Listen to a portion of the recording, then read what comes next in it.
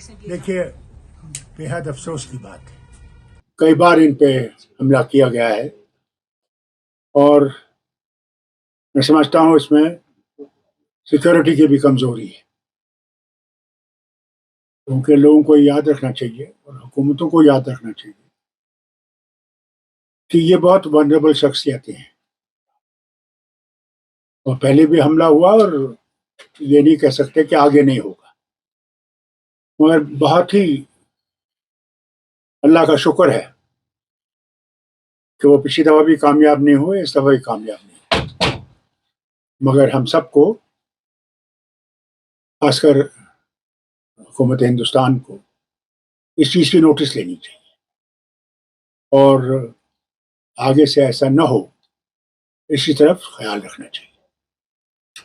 मैं भी और उमर तो यहाँ पे हाजिर हैं,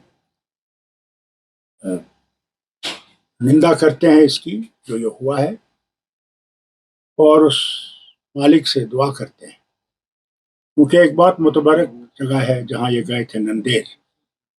यहाँ 10वें गुरु गोविंद सिंह जी का अंतिम संस्कार हुआ था।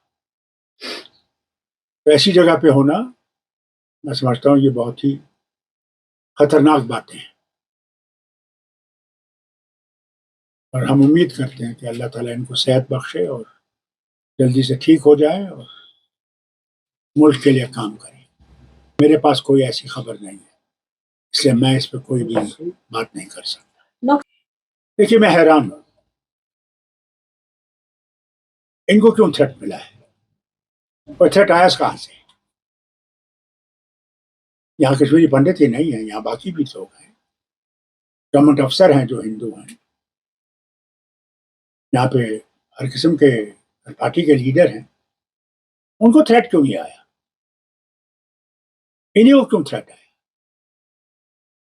इसको मैं समझता हूँ क्योंकि सिक्योरिटी जो है वो गवर्नमेंट के पास नहीं है, वो तो लेफ्टिनेंट गवर्नर साहब के पास है।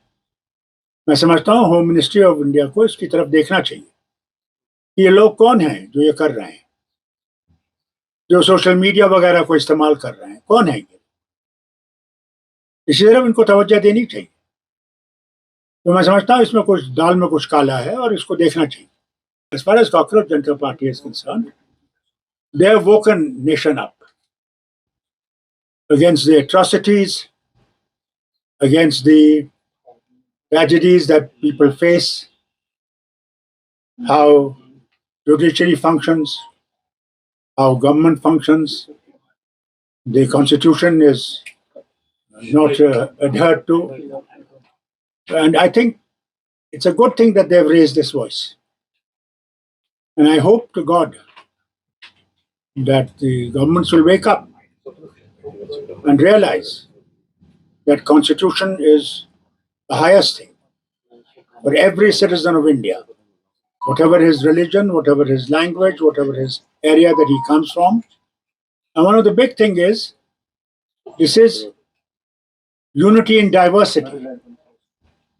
It's the states that make this nation. And therefore, if you rob the states of their authorities and concentrate it in one place, that is not going to work. That is not going to make this country strong. If India has to be strong, it has to grow, and states have to be made strong. The problems of states have to be looked into, because that is where people live. ये आपने भी देखा, सारे हिंदुस्तान के बाशिंदों ने देखा, दुनिया ने देखा। जिस पार्लियामेंट को आप ने बिल्कुल ही कमजोर कर दिया, मेंबर वहां पे सवाल उठाते हैं, उसका जवाब नहीं आता। हाँ, पार्लियामेंट है लोगों की बातें वहां लाने के लिए। मैं भी पार्लियामेंट का मेंबर रहा, मैंने पार्लियामेंट काफी करीब से देखी। पार्लियामेंट में लोग जाते हैं, वहां पे लोगों के मुश्किलात हैं, उनको वहां बयान करते हैं, मुल्क के मुश्किलात बयान करते हैं, जो हो रहा है उसको वहां बयान करते हैं।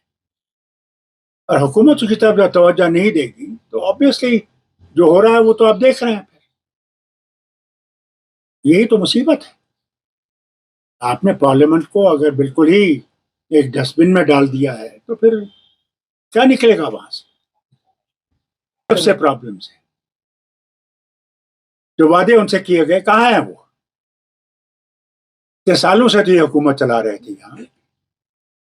کیا کیا انہوں نے؟